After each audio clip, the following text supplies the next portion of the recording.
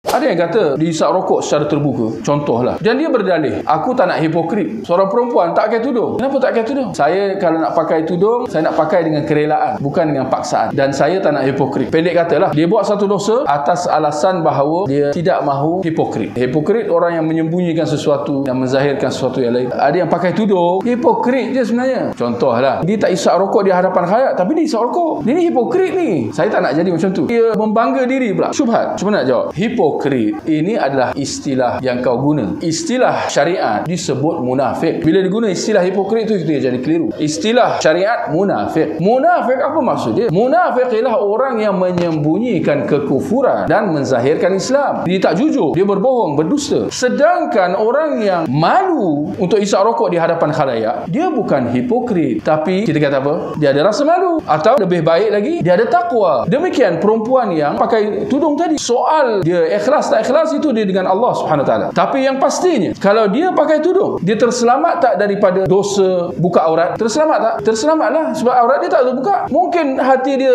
ada rasa terpaksa, tak selesa dan sebagainya. Kita andaikan macam tu. Tapi paling tidaknya dia akan selamat daripada perbuatan menzahirkan maksiat. Yang kau kata kau tak nak hipokrit. Pertamanya, ini talbis iblis. Ini tipu daya syaitan untuk menggalakkan orang lagi dengan maksiat. Tak nak hipokrit dan sebagainya. Sedangkan sebetulnya, istilah yang sebetulnya menzahirkan maksiat. Isap rokok di hadapan khalayak. Menzahirkan maksiat tak? Buka aurat di hadapan khalayak, keluar rumah tak tutup aurat. Zahirkan maksiat atau tidak? Itulah dia definisi menzahirkan maksiat. Yakni melakukan maksiat di tempat terbuka. Sedangkan perbuatan itu diancam. Kata Nabi sallallahu alaihi wasallam, "Kullu ummati mu'afa illa al-mujahirin." Semua umatku akan diampunkan walau dengan apa segala salah silap. Allah boleh ampunkan illa al-mujahirin, kecuali mereka yang menzahirkan penderhakaan mereka, menzahirkan kemaksiatan mereka. Sebab apa? Kita kata orang yang buat dosa sembunyi-sembunyi dengan orang yang buat dosa terbuka, yang mana yang lebih berat? Terbuka. Kenapa yang terbuka ini lebih berat? Yang kawan tadi kata dia tak nak hipokrit tu, dia buat terbuka tu. Tapi kita kata sedar tak sedar, ini lagi berat. Kenapa lagi berat? Kita kata dia seperti mencabar Allah Subhanahu Wa Taala. Contohnya seperti mana yang dilakukan oleh kaum Nabi Lut. Bagaimana mereka melakukan dosa terkutuk tersebut secara terang-terang lagi terbuka, sehingga kemuncaknya dengan malaikat pun mereka nak buat, mencabar pada tahap yang dahsyat. Maka Allah timpakan azab murkanya ke atas mereka.